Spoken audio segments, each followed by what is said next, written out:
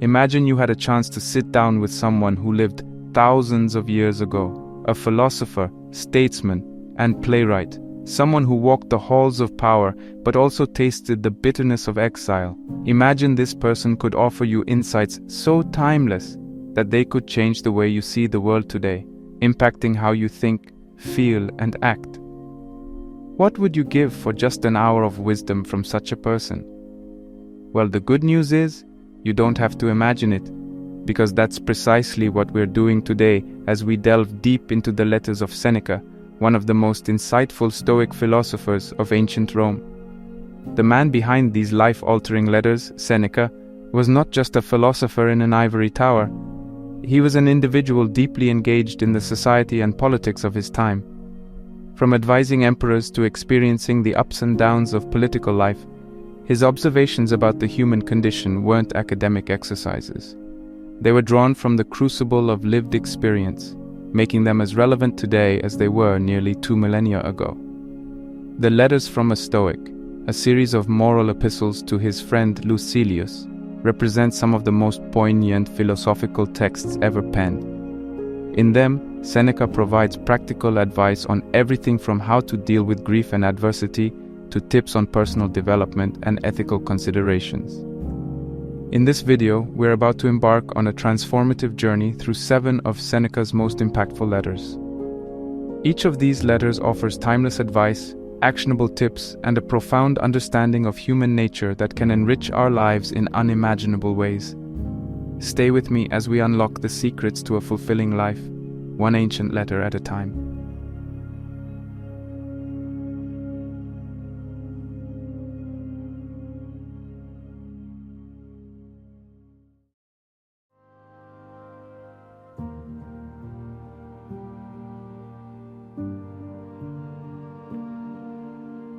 Continue to act thus, my dear Lucilius. Set yourself free for your own sake. Gather and save your time, which till lately has been forced from you, or filched away, or has merely slipped from your hands. Make yourself believe the truth of my words, that certain moments are torn from us, that some are gently removed, and that others glide beyond our reach. The most disgraceful kind of loss, however, is that due to carelessness.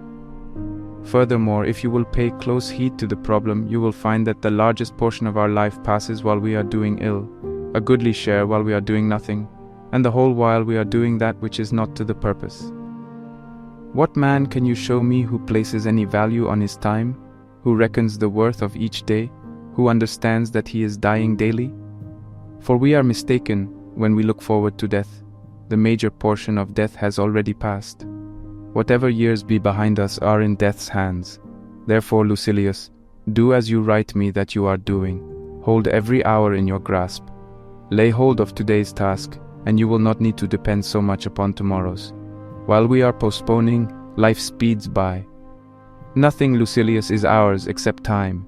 We were entrusted by nature with the ownership of this single thing, so fleeting and slippery that anyone who will can oust us from possession.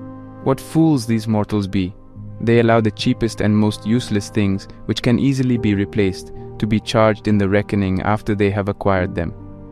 But they never regard themselves as in debt when they have received some of that precious commodity, time, and yet time is the one loan which even a grateful recipient cannot repay. You may desire to know how I, who preach to you so freely, am practicing. I confess frankly, my expense account balances, as you would expect from one who is free-handed but careful. I cannot boast that I waste nothing, but I can at least tell you what I am wasting and the cause and manner of the loss. I can give you the reasons why I am a poor man. My situation, however, is the same as that of many who are reduced to slender means through no fault of their own. Everyone forgives them, but no one comes to their rescue. What is the state of things then? It is this: I do not regard a man as poor, if the little which remains is enough for him. I advise you, however, to keep what is really yours, and you cannot begin too early. For as our ancestors believed, it is too late to spare when you reach the dregs of the cask. Of that which remains at the bottom, the amount is slight, and the quality is vile.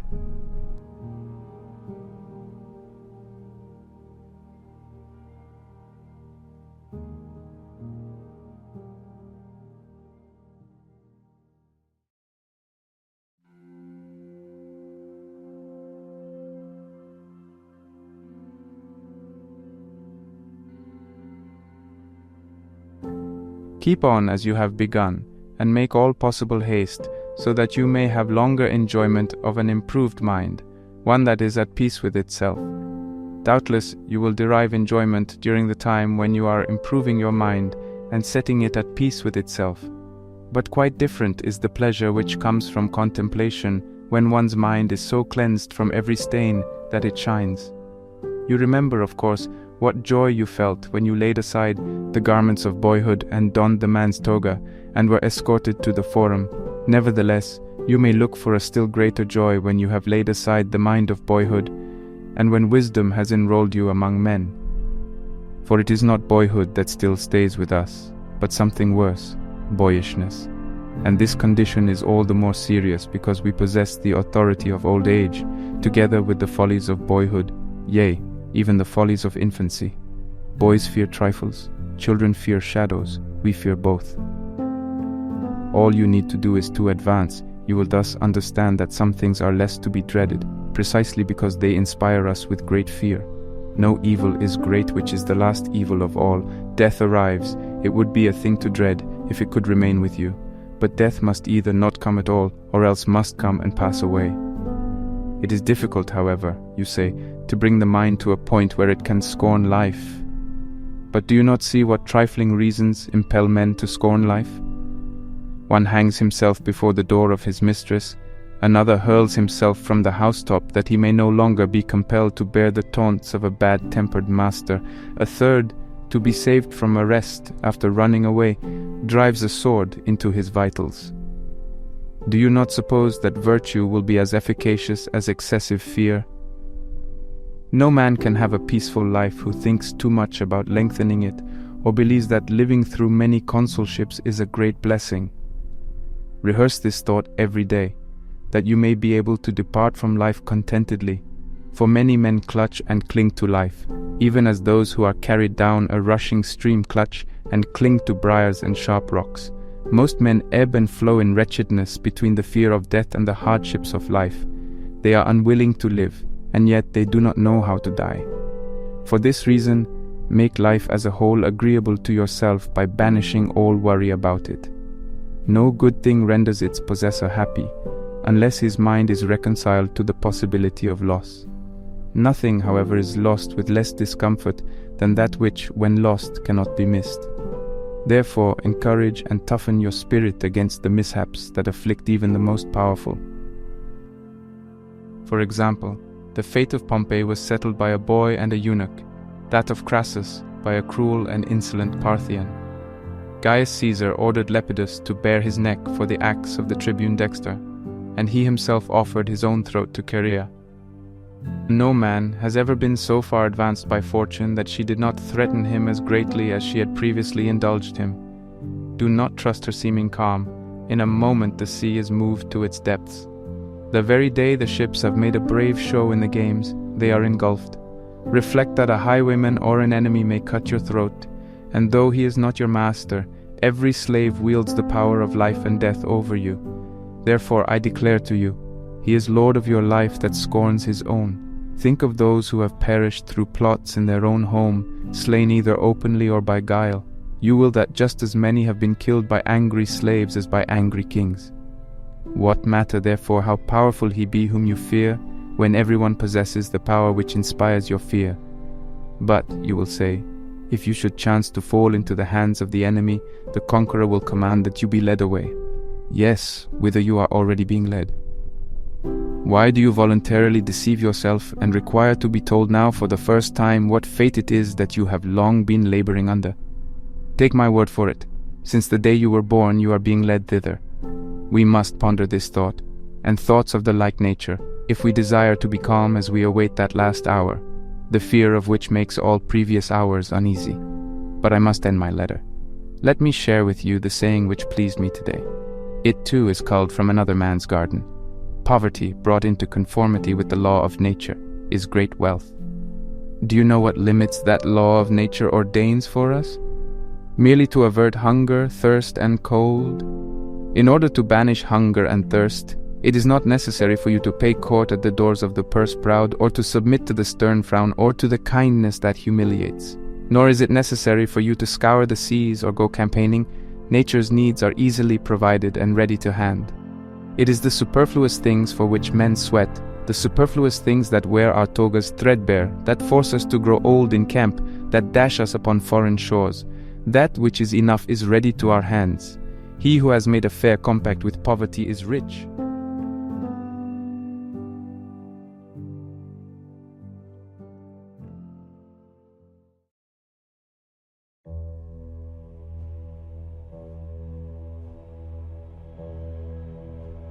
I feel, my dear Lucilius, that I am being not only reformed but transformed. I do not yet, however, assure myself or indulge the hope that there are no elements left in me which need to be changed. Of course, there are many that should be made more compact or made thinner or be brought into greater prominence. And indeed, this very fact is proof that my spirit is altered into something better, that it can see its own faults, of which it was previously ignorant.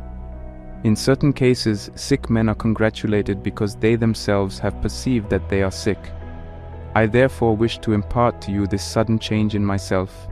I should then begin to place a surer trust in our friendship. The true friendship which hope and fear and self-interest cannot sever. The friendship in which, and for the sake of which men meet death. I can show you many who have lacked, not a friend, but a friendship. This, however, cannot possibly happen when souls are drawn together by identical inclinations into an alliance of honorable desires. And why can it not happen? Because in such cases men know that they have all things in common, especially their troubles. You cannot conceive what distinct progress I notice that each day brings to me. And when you say, "Give me also a share in these gifts which you have found so helpful," I reply that I am anxious to heap all these privileges upon you, and that I am glad to learn in order that I may teach. Nothing will ever please me, no matter how excellent or beneficial, if I must retain the knowledge of it to myself. And if wisdom were given me under the express condition that it must be kept hidden and not uttered, I should refuse it. No good thing is pleasant to possess, without friends to share it. I shall therefore send to you the actual books, and in order that you may not waste time in searching here and there for profitable topics, I shall mark certain passages, so that you can turn at once to those which I approve and admire. Of course, however, the living voice and the intimacy of a common life will help you more than the written word. You must go to the scene of action first, because men put more faith in their eyes than in their ears. And second, because the way is long if one follows precepts, but short and helpful if one follows patterns. Cleanthes could not have been the express image of Zeno if he had merely heard his lectures. He shared in his life, saw into his hidden purposes, and watched him to see whether he lived according to his own rules. Plato, Aristotle, and the whole throng of sages who were destined to go each his different way derived more benefit from the character than from the words of Socrates. It was not the classroom of Epicurus, but living together under the same roof, that made great men of Metrodorus, Hermarchus, and Polyaenus. Therefore I summon you, not merely that you may derive benefit, but that you may confer benefit, for we can assist each other greatly. Meanwhile I owe you my little daily contribution. You shall be told what pleased me today in the writings of Hecato. It is these words: "What progress, you ask, have I made? I have begun to be a friend to myself." That was indeed a great benefit. Such a person can never be alone. You may be sure that such a man is a friend to all mankind.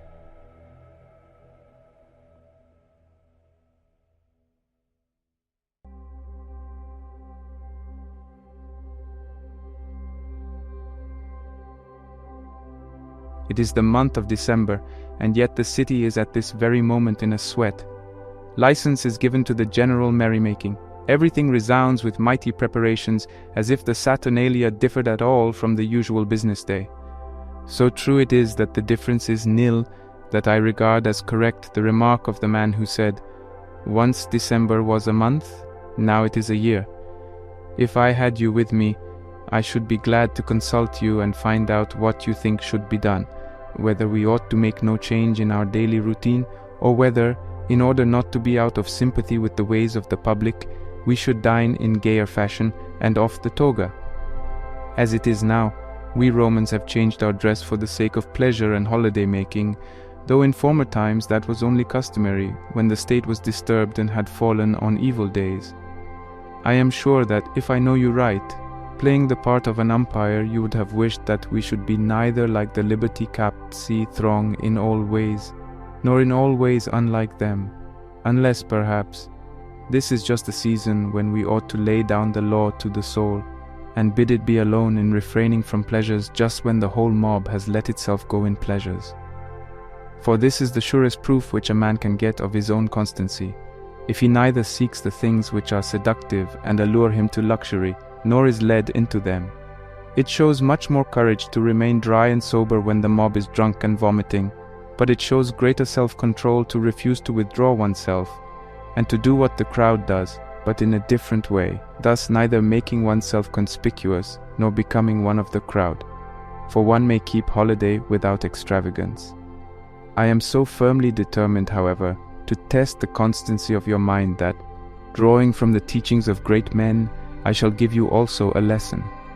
Set aside a certain number of days, during which you shall be content with the scantiest and cheapest fare, with coarse and rough dress, saying to yourself the while, "Is this the condition that I feared?" It is precisely in times of immunity from care that the soul should toughen itself beforehand for occasions of greater stress, and it is while fortune is kind that it should fortify itself against her violence. In days of peace the soldier performs maneuvers, throws up earthworks with no enemy in sight, and wearies himself by gratuitous toil, in order that he may be equal to unavoidable toil. If you would not have a man flinch when the crisis comes, train him before it comes. Such is the course which those men have followed who, in their imitation of poverty, have every month come almost to want, that they might never recoil from what they had so often rehearsed. You need not suppose that I mean meals like timons or paupers' huts or any other device which luxurious millionaires use to beguile the tedium of their lives. Let the pallet be a real one, and the coarse cloak. Let the bread be hard and grimy. Endure all this for 3 or 4 days at a time, sometimes for more, so that it may be a test of yourself instead of a mere hobby. Then I assure you, my dear Lucilius, you will leap for joy when filled with a pennyworth of food, and you will understand that a man's peace of mind does not depend upon fortune, for even when angry she grants enough for our needs. There is no reason, however, why you should think that you are doing anything great, for you will merely be doing what many thousands of slaves and many thousands of poor men are doing every day. But you may credit yourself with this item, that you will not be doing it under compulsion, and that it will be as easy for you to endure it permanently as to make the experiment from time to time. Let us practice our strokes on the dummy. Let us become intimate with poverty so that fortune may not catch us off our guard. We shall be rich with all the more comfort if we once learn how far poverty is from being a burden. Even Epictetus, the teacher of pleasure, used to observe stated intervals, during which he satisfied his hunger in niggardly fashion. He wished to see whether he thereby fell short of full and complete happiness, and if so, by what amount he fell short, and whether this amount was worth purchasing at the price of great effort. At any rate, he makes such a statement in the well-known letter written to Polyaenus in the archonship of Carinus. Indeed, he boasts that he himself lived on less than a penny, but that Metrodorus, whose progress was not yet so great, needed a whole penny. Do you think that there can be fullness on such fare? Yes, and there is pleasure also, not that shifty and fleeting pleasure which needs a fillip now and then, but a pleasure that is steadfast and sure. For though water, barley meal, and crusts of barley bread are not a cheerful diet, yet it is the highest kind of pleasure to be able to derive pleasure from this sort of food, and to have reduced one's needs to that modicum which no unfairness of fortune can snatch away.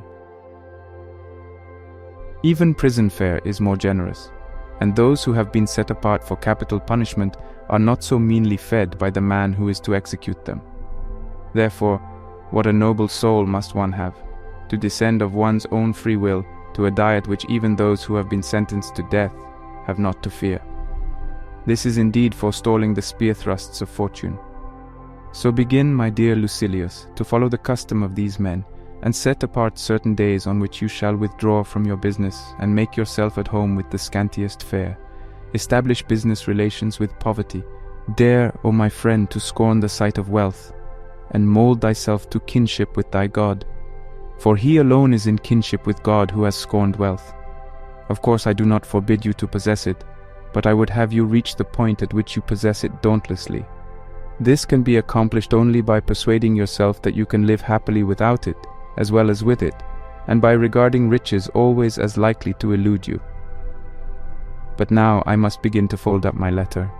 Settle your debts first, you cry. Here is a draft on Epictetus, he will pay down the sum.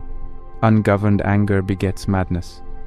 You cannot help knowing the truth of these words, since you have had not only slaves, but also enemies. But indeed this emotion blazes out against all sorts of persons. It springs from love as much as from hate, and shows itself not less in serious matters than in jest and sport.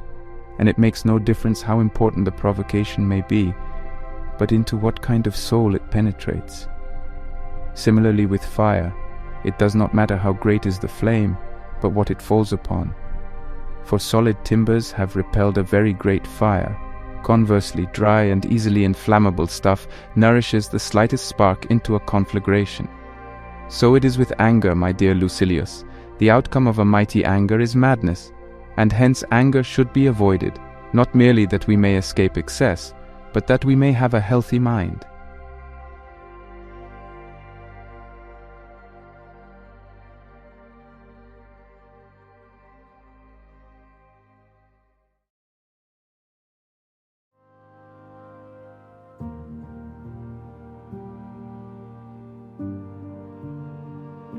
You are doing an excellent thing, one which will be wholesome for you, if, as you write me, you are persisting in your effort to attain sound understanding. It is foolish to pray for this when you can acquire it from yourself. We do not need to uplift our hands towards heaven, or to beg the keeper of a temple to let us approach his idol's ear, as if in this way our prayers were more likely to be heard. God is near you, he is with you, he is within you. This is what I mean, Lucilius. A Holy Spirit indwells within us, one who marks our good and bad deeds and is our guardian. As we treat this Spirit, so are we treated by it. Indeed, no man can be good without the help of God. Can one rise superior to fortune unless God helps him to rise? He it is that gives noble and upright counsel. In each good man a God doth dwell, but what God know we not. If ever you have come upon a grove that is full of ancient trees, which have grown to an unusual height, shutting out a view of the sky by a veil of pleached and intertwining branches, then the loftiness of the forest, the seclusion of the spot, and your marvel at the thick, unbroken shade in the midst of the open spaces will prove to you the presence of deity. Or if a cave, made by the deep crumbling of the rocks, holds up a mountain on its arch, a place not built with hands but hollowed out into such spaciousness by natural causes, your soul will be deeply moved by a certain intimation of the existence of God. We worship the sources of mighty rivers. We erect altars at places where great streams burst suddenly from hidden sources. We adore springs of hot water as divine, and consecrate certain pools because of their dark waters or their immeasurable depth. If you see a man who is unterrified in the midst of dangers, untouched by desires, happy in adversity, peaceful amid the storm, who looks down upon men from a higher plane and views the gods on a footing of equality, will not a feeling of reverence for him steal over you? Will you not say, "This quality is too great and too lofty to be regarded as resembling this petty body in which it dwells? A divine power has descended upon that man." When a soul rises superior to other souls, when it is under control, when it passes through every experience as if it were of small account, when it smiles at our fears and at our prayers, it is stirred by a force from heaven. A thing like this cannot stand upright unless it be propped by the divine. Therefore a greater part of it abides in that place from whence it came down to earth. Just as the rays of the sun do indeed touch the earth, but still abide at the source from which they are sent, even so the great and hallowed soul which has come down in order that we may have a nearer knowledge of divinity, does indeed associate with us, but still cleaves to its origin. On that source it depends. Thither it turns its gaze and strives to go, and it concerns itself with our doings only as a being superior to ourselves. What then is such a soul? One which is resplendent with no external good, but only with its own. For what is more foolish than to praise in a man the qualities which come from without? And what is more insane than to marvel at characteristics which may at the next instant be passed on to someone else? A golden bit does not make a better horse. The lion with gilded mane, in process of being trained and forced by weariness to endure the decoration, is sent into the arena in quite a different way from the wild lion whose spirit is unbroken. The latter indeed bold in his attack as nature wished him to be, impressive because of his wild appearance, and it is his glory that none can look upon him without fear, is favored in preference to the other lion, that languid and gilded brute. No man ought to glory except in that which is his own. We praise a vine if it makes the shoots teem with increase, if by its weight it bends to the ground the very poles which hold its fruit. Would any man prefer to this vine one from which golden grapes and golden leaves hang down? In a vine the virtue peculiarly its own is fertility. In man also we should praise that which is his own. Suppose that he has a retinue of comely slaves and a beautiful house, that his farm is large and large his income. None of these things is in the man himself, they are all on the outside.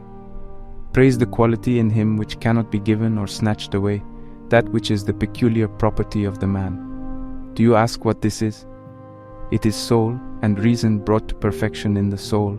For man is a reasoning animal, therefore man's highest good is attained, if he has fulfilled the good for which nature designed him at birth. And what is it which this reason demands of him? The easiest thing in the world, to live in accordance with his own nature, but this is turned into a hard task by the general madness of mankind. We push one another into vice, and how can a man be recalled to salvation when he has none to restrain him, and all mankind to urge him on?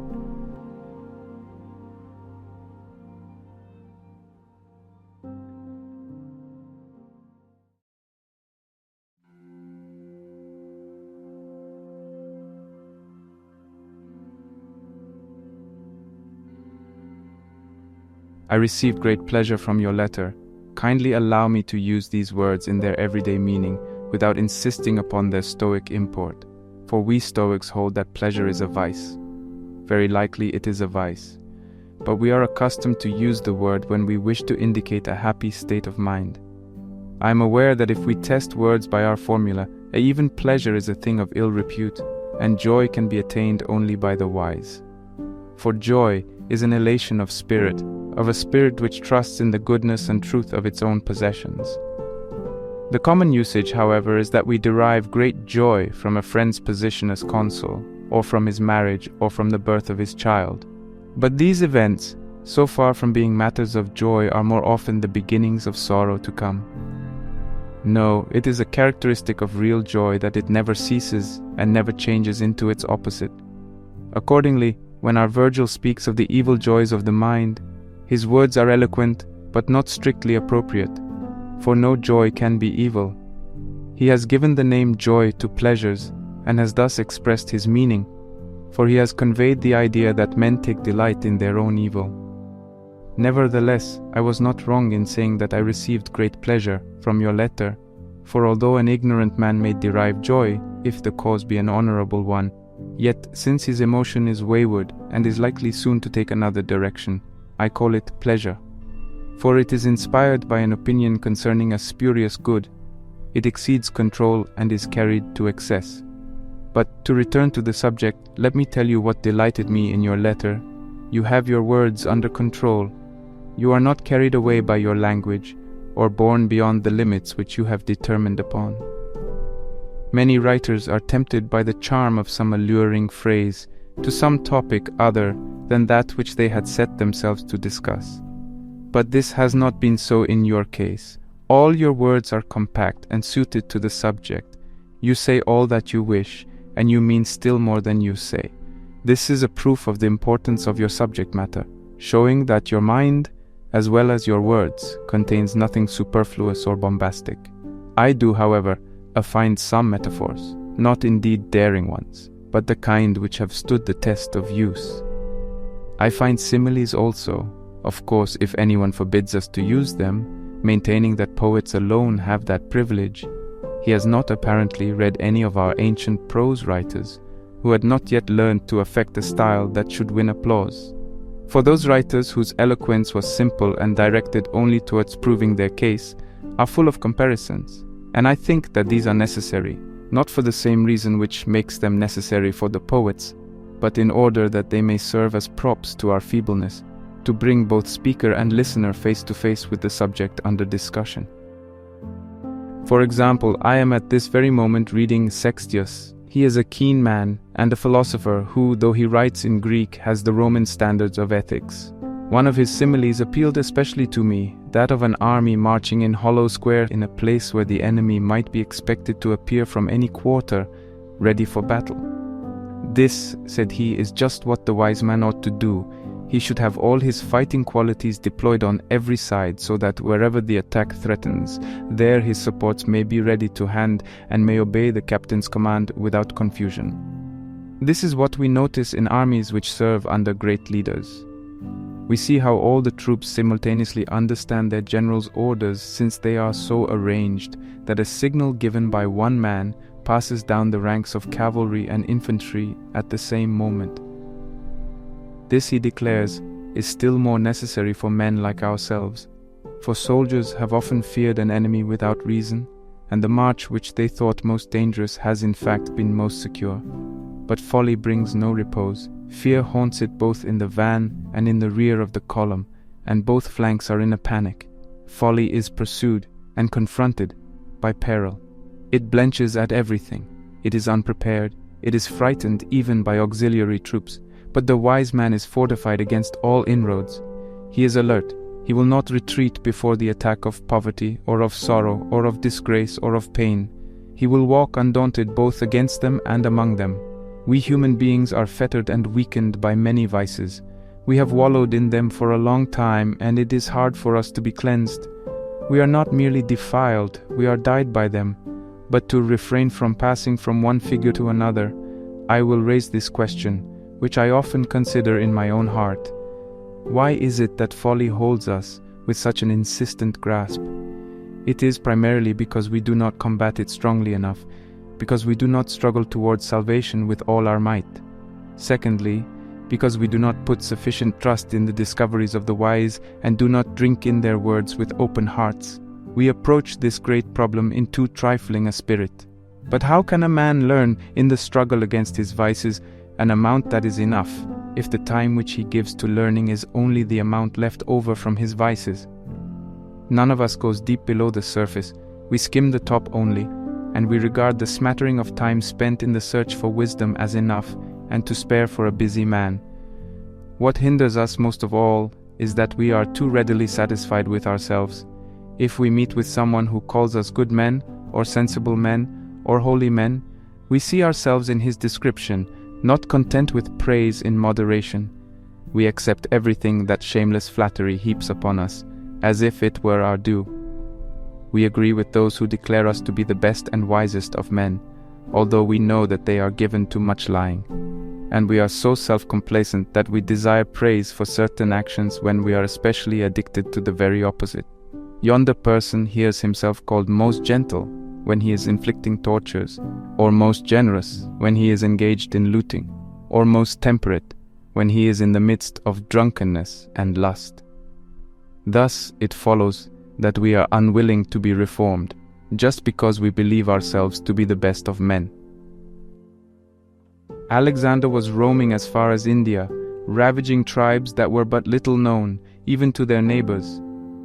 During the blockade of a certain city, while he was reconnoitering the walls and hunting for the weakest spot in the fortifications, he was wounded by an arrow.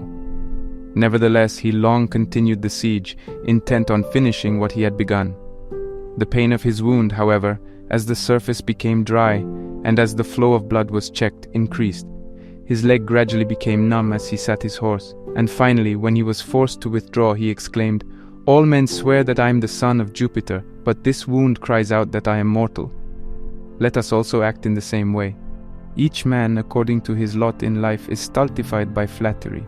We should say to him who flatters us, You call me a man of sense, but I understand how many of the things which I crave are useless, and how many of the things which I desire will do me harm.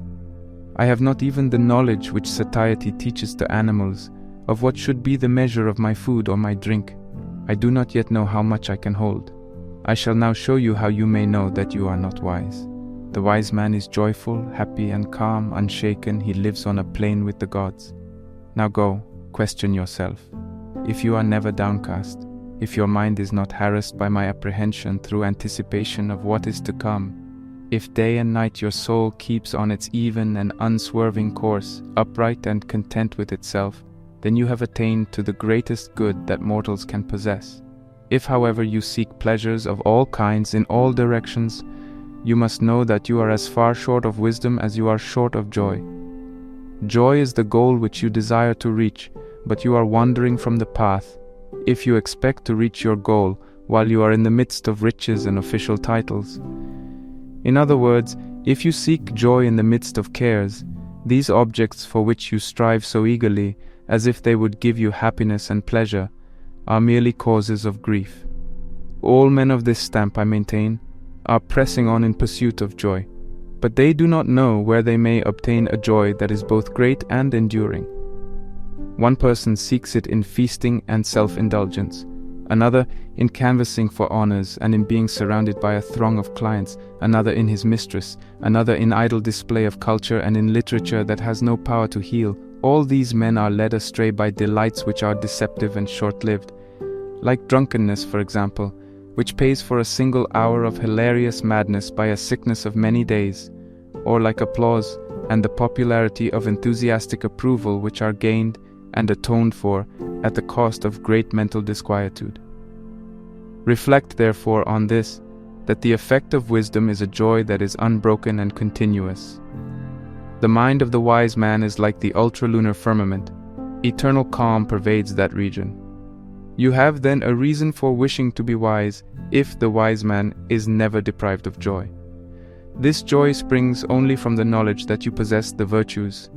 None but the brave, the just, the self-restrained can rejoice. And when you query, what do you mean? Do not the foolish and the wicked also rejoice? I reply, no more than lions who have caught their prey. When men have wearied themselves with wine and lust, when night fails them before their debauch is done, when the pleasures which they have heaped upon a body that is too small to hold them begin to fester, at such times they utter in their wretchedness those lines of Virgil, "Thou knowest how, amid false glittering joys." We spent that last of nights.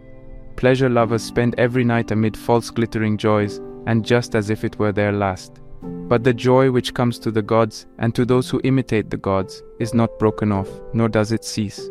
But it would surely cease were it borrowed from without. Just because it is not in the power of another to bestow, neither is it subject to another's whims. That which fortune has not given, she cannot take away.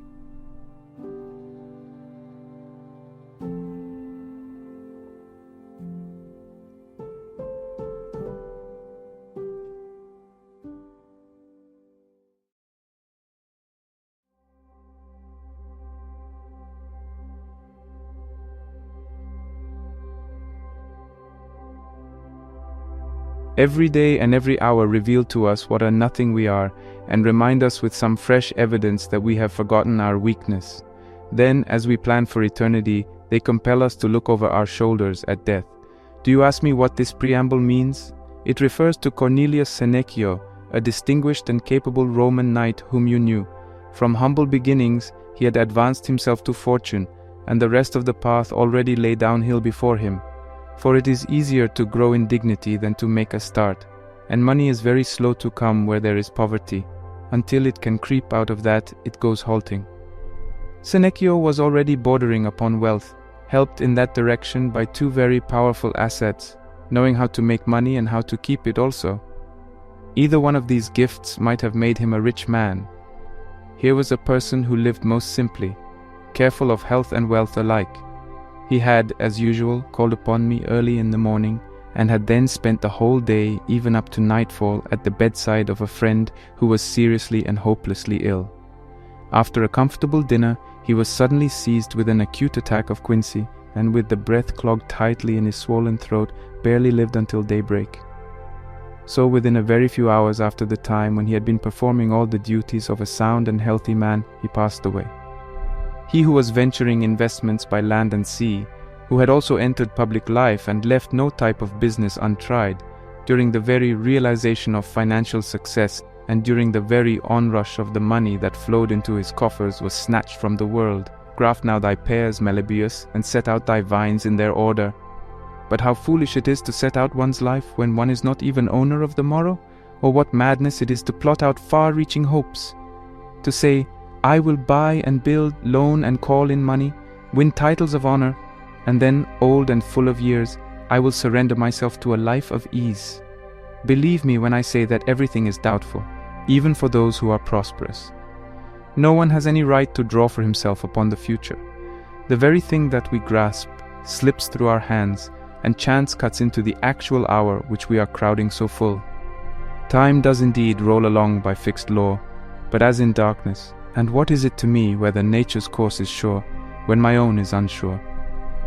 We plan distant voyages and long postponed homecomings after roaming over foreign shores. We plan for military service and the slow rewards of hard campaigns.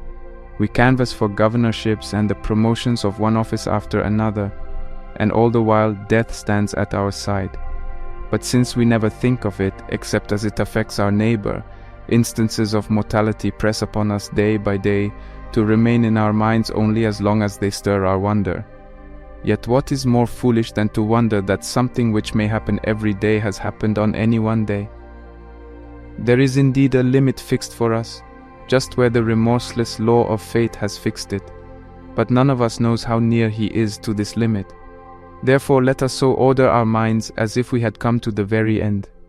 Let us postpone nothing, let us balance life's account every day. The greatest flaw in life is that it is always imperfect, and that a certain part of it is postponed. One who daily puts the finishing touches to his life is never in want of time, and yet from this want arise fear and a craving for the future which eats away the mind. There is nothing more wretched than worry over the outcome of future events. As to the amount or the nature of that which remains, our troubled minds are set aflutter with unaccountable fear. How then shall we avoid this vacillation? In one way only, if there be no reaching forward in our life, if it is withdrawn into itself. For he only is anxious about the future, to whom the present is unprofitable. But when I have paid my soul its due, when a soundly balanced mind knows that a day differs not a whit from eternity, whatever days or problems the future may bring, then the soul looks forth from lofty heights and laughs heartily to itself when it thinks upon the ceaseless succession of the ages. For what disturbance can result from the changes and the instability of chance, if you are sure in the face of that which is unsure? Therefore, my dear Lucilius, begin at once to live, and count each separate day as a separate life. He who has thus prepared himself, he whose daily life has been a rounded whole, is easy in his mind. But those who live for hope alone find that the immediate future always slips from their grasp, and that greed steals along in its place, and the fear of death, a curse which lays a curse upon everything else. Thence came that most debased of prayers, in which Mecanassa does not refuse to suffer weakness, deformity, and as a climax the pain of crucifixion, provided only that he may prolong the breath of life amid these sufferings. Fashion me with a palsied hand, weak of foot, and a cripple. Build upon me a crook-backed hump, shake my teeth till they rattle. All is well if my life remains. Save, oh save it, I pray you, though I sit on the piercing cross. There he is, praying for that which, if it had befallen him, would be the most pitiable thing in the world, and seeking a postponement of suffering as if he were asking for life. I should deem him most despicable had he wished to live up to the very time of crucifixion. Nay, he cries, you may weaken my body if you will only leave the breath of life in my battered and ineffective carcass. Maim me if you will, but allow me, misshapen and deformed as I may be, just a little more time in the world. You may nail me up and set my seat upon the piercing cross. Is it worth while to weigh down upon one's own wound and hang impaled upon a gibbet, that one may but postpone something which is the balm of troubles, the end of punishment? Is it worth all this to possess the breath of life only to give it up? What would you ask for Maecenas but the indulgence of heaven? What does he mean by such womanish and indecent verse? What does he mean by making terms with panic fear? What does he mean by begging so vilely for life? He cannot ever have heard Virgil read the words, "Tell me, is death so wretched as that?" He asks for the climax of suffering, and what is still harder to bear? Prolongation and extension of suffering. And what does he gain thereby? Merely the boon of a longer existence. But what sort of life is a lingering death? Can anyone be found who would prefer wasting away in pain, dying limb by limb, or letting out his life drop by drop, rather than expiring once for all? Can any man be found willing to be fastened to the accursed tree, a long, sickly, already deformed, swelling with ugly tumors on chest and shoulders, and draw the breath of life amid long drawn-out agony? I think he would have many excuses for dying even before mounting the cross. Deny now, if you can, that nature is very generous in making death inevitable. Many men have been prepared to enter upon still more shameful bargains, to betray friends in order to live longer themselves, or voluntarily to debase their children, and so enjoy the light of day which is witness of all their sins. We must get rid of this craving for life, and learn that it makes no difference when your suffering comes, because at some time you are bound to suffer. The point is, not how long you live, but how nobly you live, and often this living nobly means that you cannot live long.